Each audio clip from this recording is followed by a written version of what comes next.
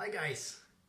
Quick intro video on the fly with my phone because I'm poor and I cannot afford a professional shooting setup. So yes, we're building today a wooden mailbox because I thought, since I need a new one, the old one is all shot and rusty, I thought it's a woodworking shop, so it's gonna be cool to, it's a distinctive sign and something very cool to have a proper mailbox, a big one made out of wood. Okay, I start with fiddling with an A4 piece of paper because I wanted to choose a size, and I went for 30 centimeters height by 40 centimeters width. Then I picked up another scrap of plywood that is gonna serve as the thickness of the mailbox. You will see it later. Then I moved to the table saw and I'm cutting the back panel of the mailbox along the width and then the height, and then I set the fence to 2.5 centimeters to make strips out of that plywood, which is thick also, 2.5 centimeters, and that's gonna make all the edges or the sides of the mailbox.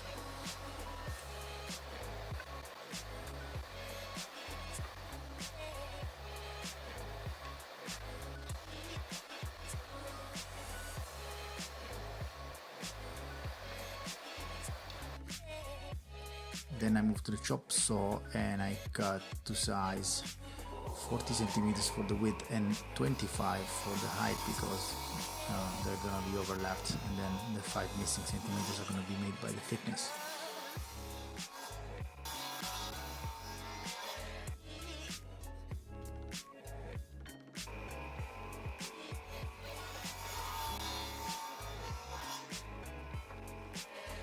And then now I'm marking the size of the back panel to the front panel, which is an 8 millimeters panel of plywood, and then I trace the diagonals to facilitate the drawing of the letterbox shape.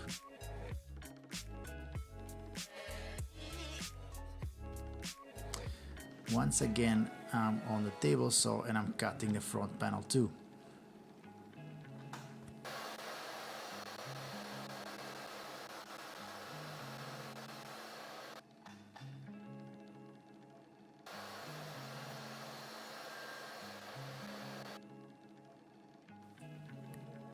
Now I am marking a strip of 20 centimeters, a board of 20 centimeters, and I'm cutting it on a table saw. That's gonna serve as the lid of the letterbox of the envelope.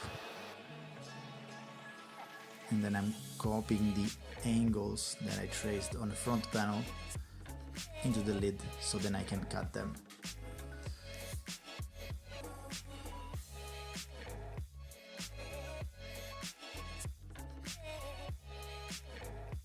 Back again to the table saw, and I cut off the excess to make it 40 centimeters just like the letterbox, and then I use my Incra guide with angles to match the traced angles and make a perfect lid for my letterbox. Nice.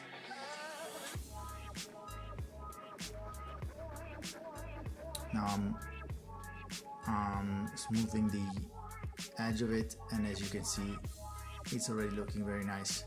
I will need to route that lines now, and to do that I'm using a V-groove bit on my Makita trim router.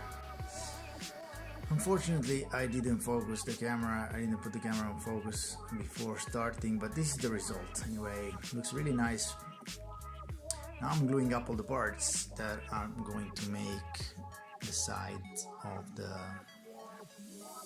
perimeter of the mailbox, which are going to give it also the thickness, the final thickness. And of course I'm leaving one layer blank, that's 2 layers, and I'm leaving 1 layer blank on the top so the actual mail can be put in the box. You will see it in a second when I glue up the last piece. Here we go.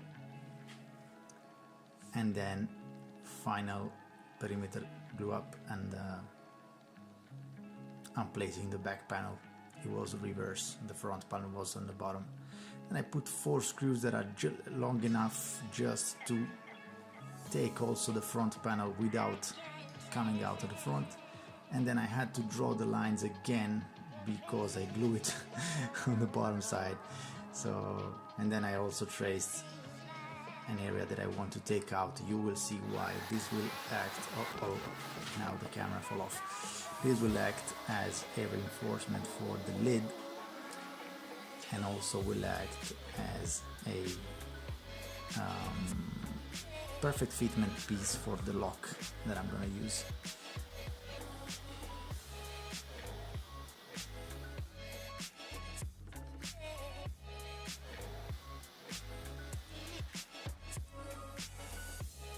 Yes. So now I'm trimming out 5 millimeters from the sides of the reinforcement piece, so I am sure it will fit without bumping into anything when I put it on the back of the lid. Smoothing up the edges a bit and putting a 5th reinforcement screw. Now I'm smoothing the edges of the lid with the small hand plane, nice little tool. And this is the final fitment. Looks really nice, looks like an envelope. And now a quick sand with 80 grit before a technique called Shosugiban.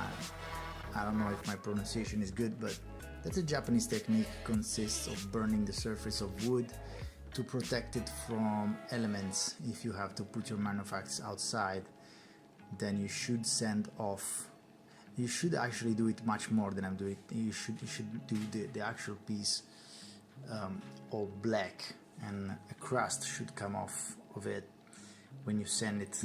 You should actually scrape material away, and that would work much better than I'm doing. But I'm planning also on doing a second pass with the torch and putting some transparent on it, so the protection will be complete, and this way it stays brownish, not black, and it's also an aesthetic factor.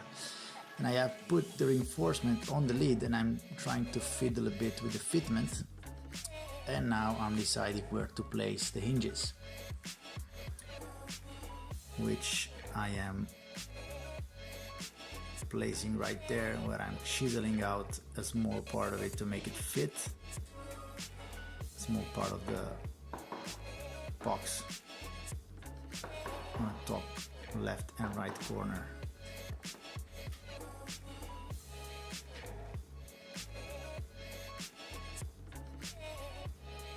If you want to see how I build the mallet I'm using, there's a video on it on my channel. You can click on the link.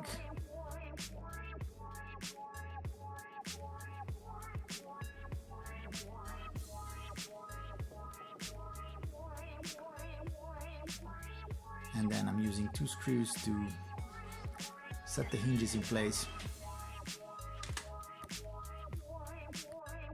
marking the position on the lid, and also on the lid I'm using epoxy because the lid is only 8 millimeters thick, and I'm afraid the 2 screws only are not going to be enough to hold it there for a while.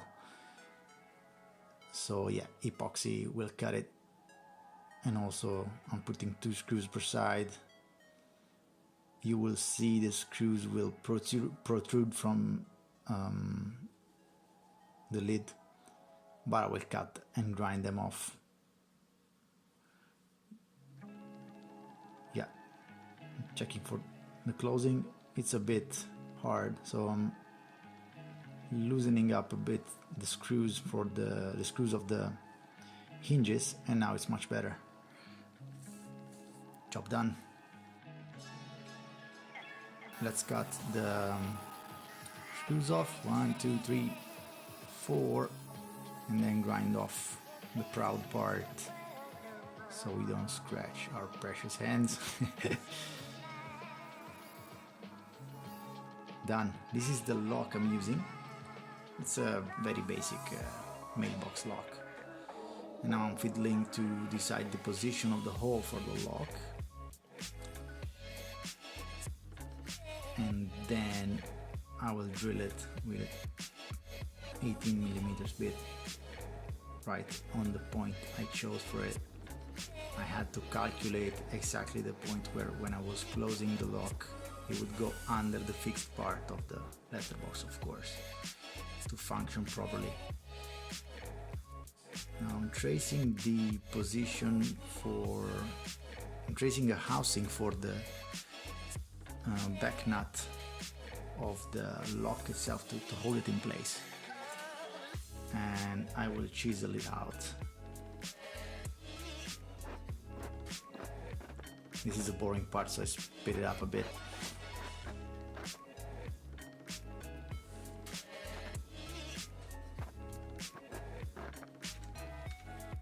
And that's a pretty damn good fitment right there, I would say.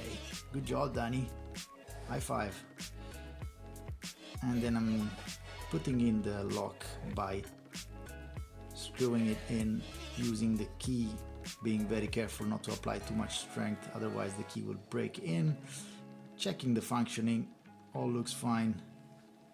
And then I put it in place and I see that there's a gap, too much gap between the closing point and the closing part of the lock. So I'm adding a thickness made out of 2 sandwiched pieces of scrap wood. Carefully glue them under the mailbox opening.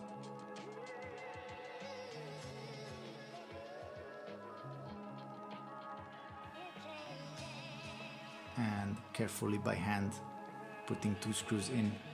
Now it's much less, almost nothing. We can live with it.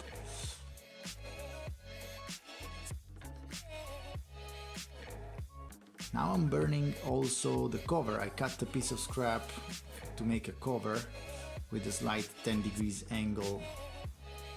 You will see it in a second. And while I'm at it, I'm also give it a second pass of torch to the whole mailbox.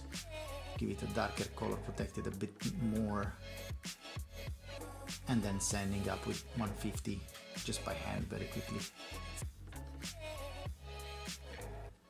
Also the cover, then some waterproofing with some transparent adhesive, and I'm using a piece of leftover plexiglass that I have to connect it to the lid, and then I'm connecting everything to the mailbox so it will not look too bulky.